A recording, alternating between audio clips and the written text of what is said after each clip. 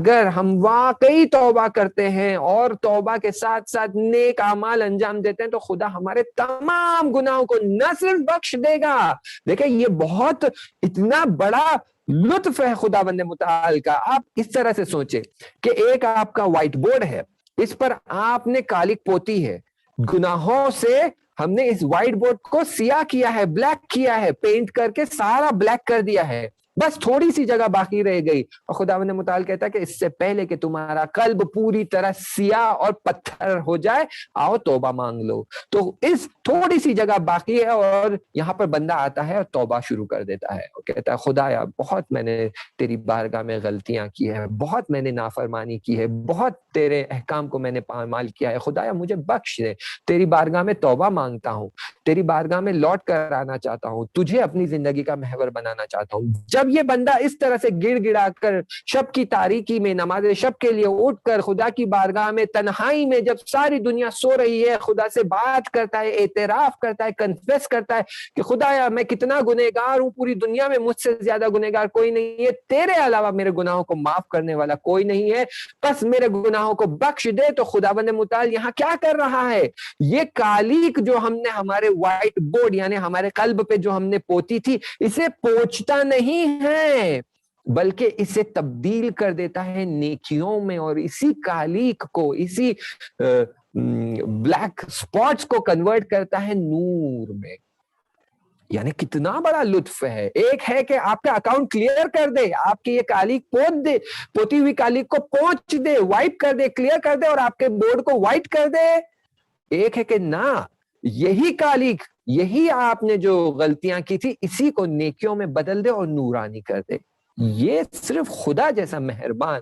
خدا جیسا رحمان اور رحیم انجام دے سکتا ہے. تو خداوند متعال نے جو توبہ کا در ہمارے لیے کھول رکھا ہے, یہ اتنی بڑی نعمت ہے کہ مومن کو اس سے غافل نہیں ہونا چاہیے. کہ خداوند متعال کہہ رہا ہے کہ آئیے توبہ کریے, اور توبہ ایسی کہ واقعاً پشیمان ہو, اور اس پشیمانی کے ساتھ جب تم توبہ کرو گے تو میں یبدل اللہ سیئاتہم حسنات, تمہارے گناہوں کو نیکیوں میں بدل دوں گا, نورانی کر دوں گا, تمہارے وجود کو نورانی کر دوں گا. اور پھر جب یہ گناہ نیکیوں میں بدل جائیں گے تو پھر ہم مقربین بن جائیں گے, خدا کے نزدیک آ جائیں گے. خوب, اب یہاں پر ہو سکتا ہے نوجوانوں کے ذہن میں ایک سوال آ جائے اور وہ کہے کہ خوب یہ تو بڑی اچھی ڈیل ہے, دس از امیزنگ بارگین, کتنا اس سے بہتر کیا ڈیل ہو سکتی ہے, تو کیوں نہ میں گناہوں کو انجام دیتا رہوں اور آخر میں جو ہے میں توبہ کر لوں اور پھر میرے گناہ جو ہے نیکیوں میں بدل جائیں گے. لیکن یہ ایک بہت بڑا رسک ہے. کتنا بڑا رسک ہے, اتنا بڑا رسک ہے کہ پوری آخرت برباد اور تباہ ہو سکتی ہے. کیوں؟ کیونکہ ہم نہیں جانتے کہ ہماری موت کب آ جائے گی.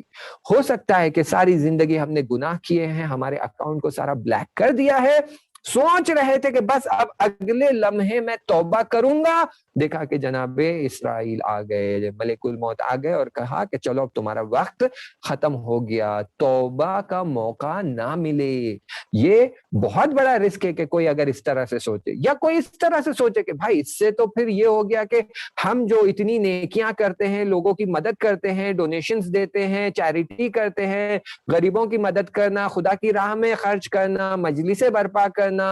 مسجد بنوانا, خمس دینا, اور یہ سارے اچھے نیک کام جو ہم کر رہے ہیں, ان سے اچھے تو وہ لوگ ہیں جو گناہ کر رہے ہیں,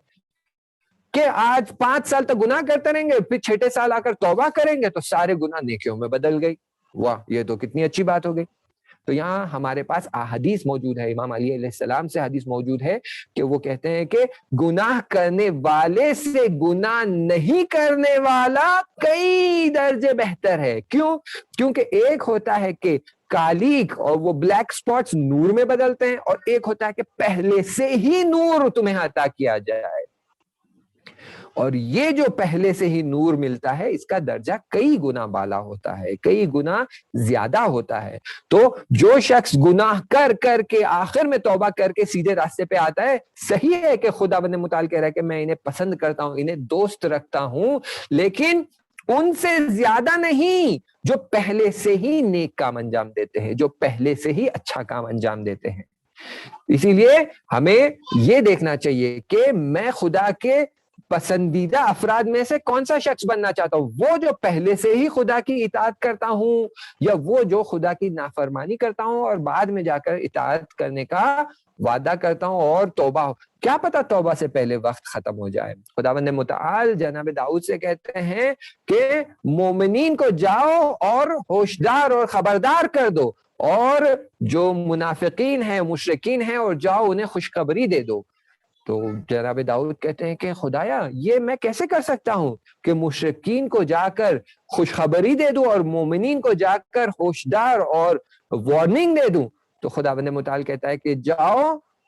مشرکین کو خوشخبری دے دو کہ اگر وہ توبہ کرتے ہیں اور پلٹ جاتے ہیں تو میں ان کی توبہ قبول کر لوں گا اور انہیں مومنین میں بدل دوں گا، وہ میرے مومنین کے دائرے میں شامل ہو جائیں گے۔ اور مومنین کو جا کر وارننگ دے دو کہ ایسا نہ ہو کہ نیکیاں کرتے کرتے تمہارے اندر تکبر آ جائے کہ میں کتنے نیک کام کر رہا ہوں، میں کتنی اچھائیاں کر رہا ہوں، مجھ سے زیادہ کوئی اچھائی اور نیک کام کرنے والا نہیں ہے، کہ ایسا نہ ہو کہ اس تکبر کی وجہ سے تمہارے سارے نیک اعمال دھل جائے، تمہارے سارے نیک اعمال جل جائے، اپنے ہی عجب اور کنسیٹ اور ایروگنس کی وجہ سے اپنے ہی نیک اعمال کو اپنے ہی ہاتھوں سے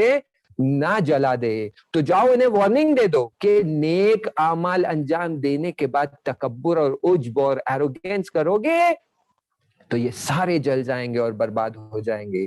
تو ایسا نہ سوچیں، نوجوانوں کے ذہن میں یہ سوال نہ آئے، یہ خیال نہ آئے کہ بھائی یہ تو مولانا نے بہت اچھا آئیڈیا بتا دیا ہے، اب جو ہے کوئی ٹینشن کی بات نہیں ہے، چھپ چھپا کر جو گناہ کرنا ہے کرتے ہیں، پھر بعد میں توبہ کر لیں گے اور پھر یہ گناہ جو ہے وہ ہمارے نیکیوں میں بدل جائیں گے۔ لیکن یاد رکھے کہ مولانا نے دو چیزیں کہی ہے۔ مولانا نے کہا ہے کہ گناہ اگر کر رہے ہو تو توبہ نصوح ہونا چاہیے، یعنی مان لیجئے ایک بار آپ یہ مان کر بھی چلتے ہیں کہ ٹھیک ہے چلو گناہ کرتے توبہ کر لیتے، لیکن توبہ کے بعد پھر گناہ نہ ہو۔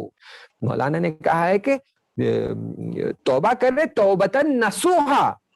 پھر عاملہ عملا صالحا، اس کے ساتھ نیک اعمال بھی انجام دے، تب جا کر خدا آپ کے گناہوں کو نیکیوں میں بدلے گا۔ نہ یہ کہ صرف توبہ، اگر توبہ کریں گے تو پچھلی آیت میں خدا کہہ رہا ہے کہ ٹھیک ہے توبہ کرنا ہے کرو، میں تمہاری توبہ قبول کر لوں گا اور تمہارے گناہوں کو چھپائے رکھوں گا، کسی کو پتہ نہیں چلے گا۔ لیکن خدا کہہ رہا ہے توبتن نصوحا، توبہ کرو ایسے کہ تکرار کرنے کی، ریپیٹ کرنے کی نیت نہ ہو، اس کے ساتھ ساتھ عمل عملا صالحا، جب تک نیک اعمال انجام نہیں دیں گے میں تمہارے گناہوں کو نہیں بدلنے والا ہوں۔